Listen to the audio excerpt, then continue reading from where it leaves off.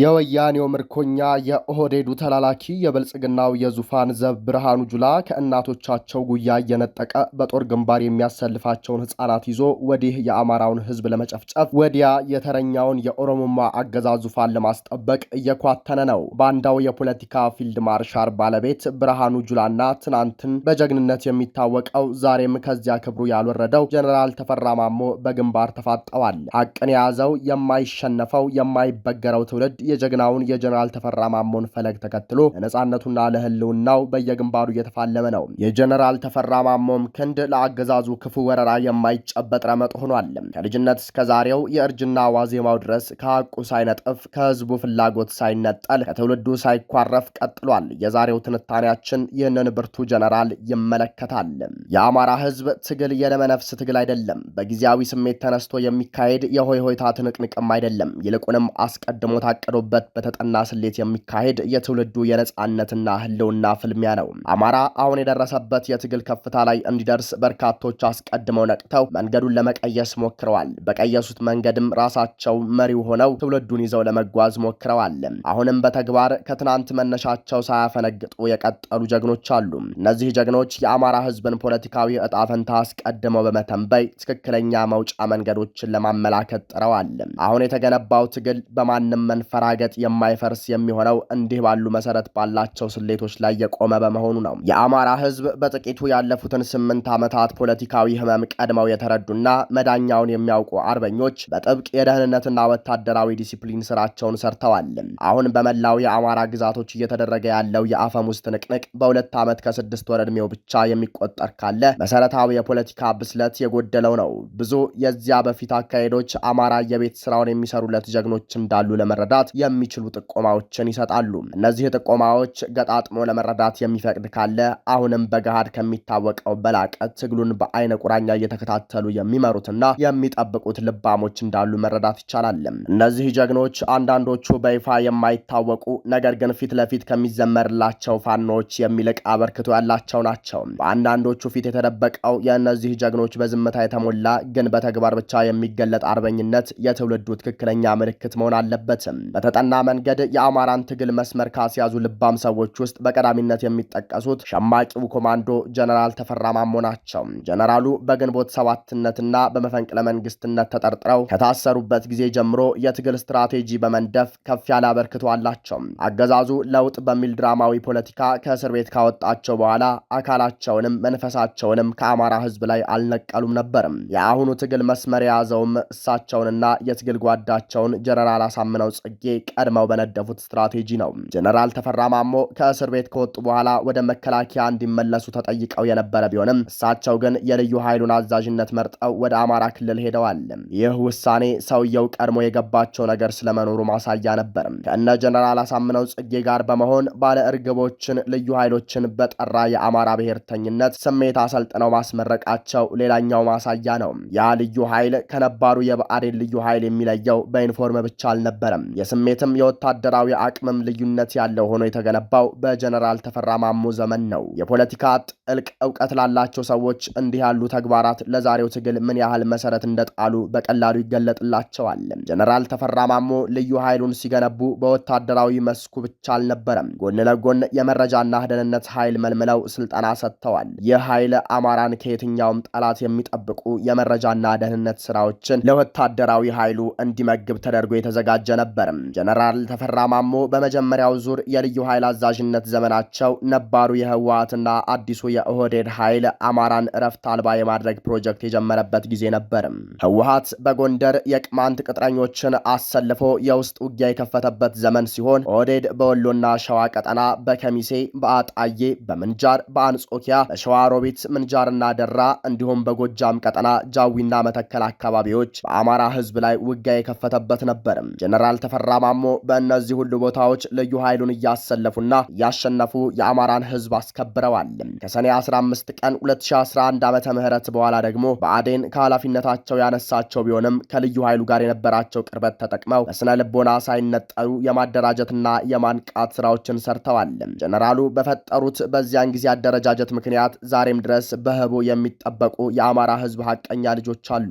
ይህ ውጤት በፍላጎት ሳይሆን በስራ የመጣ ነው። የእነ አሳምነው ጽጌ ጽጌና አስቻለው ደሴን ጨምሮ የበርካታ ጀግኖች ደም የተከፈለበት ነው። ከእስር ቤት ከወጡበት ጊዜ ጀምሮ የአማራን ህዝብ እውነተኛ መከታ ሆነው የቆሙት ጀነራል ተፈራ በዚህ ሁሉ ዘመን ከመንግስት ወይም ከሌላ የፖለቲካ ቡድን የሚፈልጉት አልነበረም። ነፃ ሆነው የማይሰበር ኃይል ለመገንባት ሞክረዋል። ህወሓት ጦርነት መክፈቱን ተከትሎ ጭንቀት ውስጥ የገባው የብልጽግና መንግስት ጀነራሉን ከከፍተኛ የማዕረግ እድገት ጋር ወደ መከላከያ ሰራዊቱ እንዲገቡ ጠይቋቸዋል። የአማራ ህዝብን የተመለከተ ስራቸው ጋር መነጠል የፈለጉት ጀነራሉ ግን ይህንን ማዕረግ ወደ ጎን በመተው ከእውነተኛ ዓላማቸው ጋር ወደ ልዩ ኃይል አዛዥነት ተመልሰዋል። በወቅቱ የህወሓት ወረራ የገፋበት መከላከያ መዋጋት የማይችልበት የክልሉ ፖሊስ የደከመበት ስለነበር የጀነራሉን መምጣት ተከትሎ ሁኔታዎች 100% በሚባል ደረጃ ተለውጠዋል። የመዋጋት ወኔ ያልነበረው የክልሉ የጸጥታ መዋቅር በተሟላ ወኔ እንዲዋጋ ሆኗል።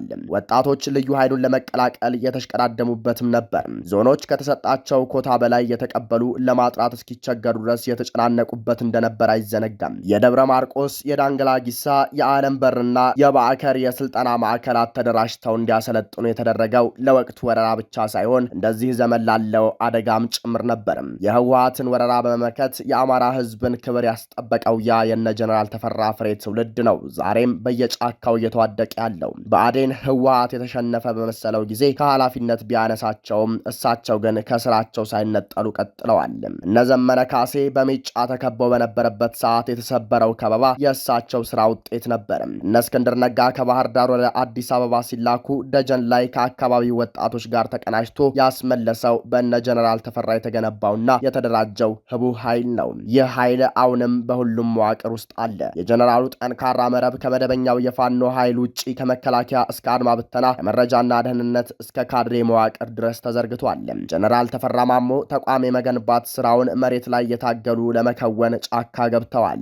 ይህ በድንገት የተወሰነ ሳይሆን ቀድሞ የታቀደ እንደነበር ያስረዳል። ልበኛው ጀነራል ተፈራ ማሞ ለአማራ ህዝብ ቀናኢ ከሆነ ከየትኛውም ቡድን ጋር አብሮ የመስራት ችግር የሌለባቸው እንደሆነ አሳይተዋል። ለረጅም ዓመታት እየጠበቁትና እየተንከባከቡት የመጡት ትግል እንደሆነ የገለጹት እንኳን በቅርቡ ነው። ጀነራሉ ጀግና የጦር መሪ ብቻ ሳይሆኑ ጎበዝ ፖለቲከኛም እንደሆኑ በስራቸው አሳይተዋል።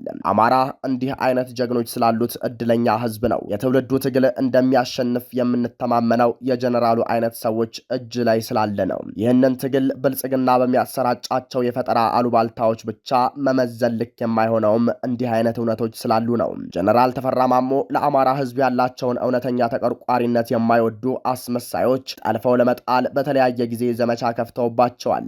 እንዲህ አይነት የድንቁርና ድፍረት ጀነራሉን በተራ ቃላት እንደማንቋሸሽ ያደረሳቸው የብልጽግና ሴፍቲኔት ተጠቃሚዎች ያልተባለውን እየፈበረኩ ሳይቀር በመንጋ እየተንጫጩ ከርመዋል። ጀነራሉ በአንድ ወቅት ከኤርትራና ከትግራይ ኃይሎች ጋር የሚኖርን ግንኙነት በተመለከተ ለወደፊት ሊፈጠሩ ስለሚችሉ ጉዳዮች የገለጹበትን ወስደው ከህወሓትና ሻዕቢያ ጋር እየሰሩ ነው በማለት ሲከሷቸው እንደነበር አይዘነጋም።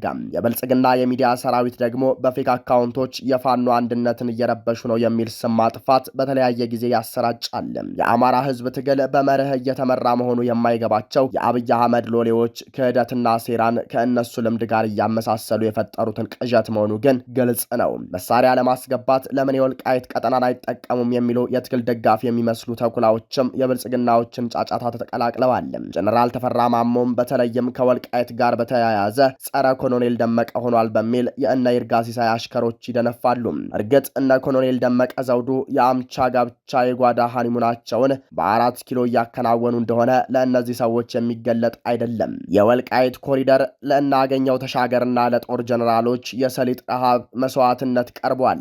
አካባቢውን ለህወሓት የማስረከብ ስልጣናዊ ዝግጁነትም ከብልጽግናው መንደር ሰዎች በላይ የለም። እነጋሻው መርሻ በእግር መዘርጊያ በኩል የደረሳቸውን የሰሊጥ እርሻና ለፈጸሙት ከፍ ያለ ባንዳነት የተደረጎቱትን ስልጣን ይዘው ጀነራሉን ለመውቀስ ሲሞክሩም ታይተዋል።